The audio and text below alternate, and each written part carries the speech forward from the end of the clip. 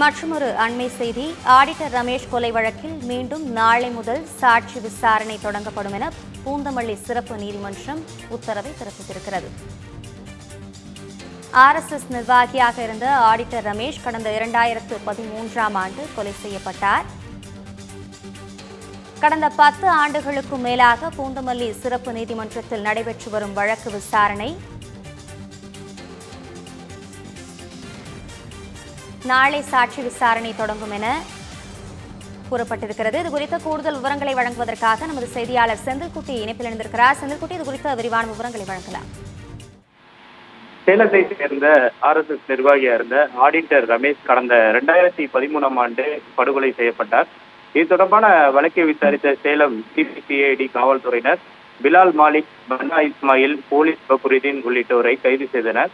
இந்த வழக்கு சென்னை பூந்தமல்லியில் உள்ள NIA வழக்குகளை விசாரிக்கக்கூடிய சிறப்பு நீதிமன்றத்தில் கடந்த 2014ஆம் ஆண்டு நவம்பர் 10ஆம் தேதியிலிருந்து நிலுவையில் இருந்து வருகிறது. இந்த நிலையில் ஆடிட்டர் ரமேஷின் தாயார் கமலா தொடர்ந்த வழக்கு விசாரணையை தினந்தோறும் என்ற அடிப்படையில் விசாரித்து 2 மாதங்களுக்குள் முடிக்க வேண்டும் என்று பூந்தமல்லி சிறப்பு நீதிமன்றத்துக்கு கடந்த 2023ஆம் ஆண்டு பிப்ரவரி மாதம் சென்னை உயர்நீதிமன்றம் ஒரு உத்தரவை பிறப்பித்திருந்தது.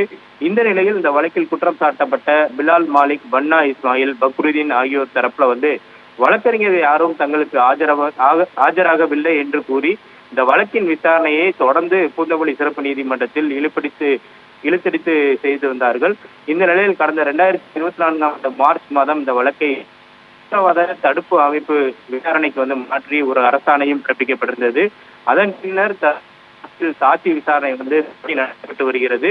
இந்த விசாரணைகளுக்கும் குற்றம் சாட்டப்பட்ட 3 பேர் தரப்பிலும் போதுமான ஒத்துழைப்பு பூந்தமல்லி நீதிமன்றத்தில் வழங்கப்படுவதில்லை என்று ஒரு குற்றச்சாட்டு வழக்கறிஞர்கள் தரப்பில் வைக்கப்படுகிறது. குற்றச்சாட்டப்பட்ட பக்ருதீன், பிலால் மாலிக், பன்னா இஸ்மாயில் ஆகியோர் வழக்கறிஞர்களை முறையாக நியமிக்காமலும் சட்டப்பணி ஆணைக்குழு நியமித்த வழக்கறிஞர்களை ஏற்காமல் இருப்பதால் சாட்சி விசாரணையிலும் பாதிப்பு ஏற்பட்டு வருவதாக தெரிய வருகிறது.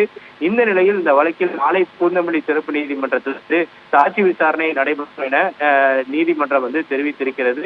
இந்த விசாரணைக்கு என்ன மாதிரியான நிலவரங்கள் ஏற்படும் என்பது நாளை நம்ம அந்த வழக்கு விசாரணையில் தெரிய வரும்.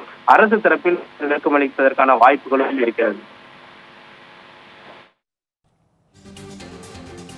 விவரங்களுக்கு நன்றி செந்தில்.